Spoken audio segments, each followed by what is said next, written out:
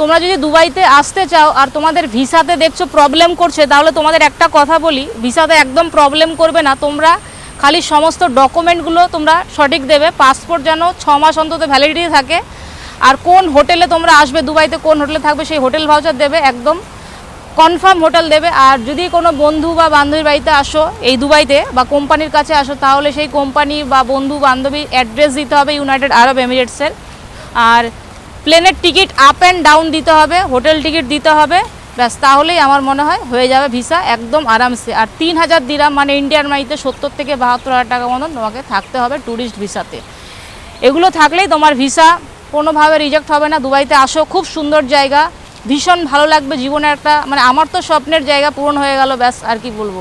আর আমার সামনে রয়েছে এখন দেখো বুর্জ খলিফা।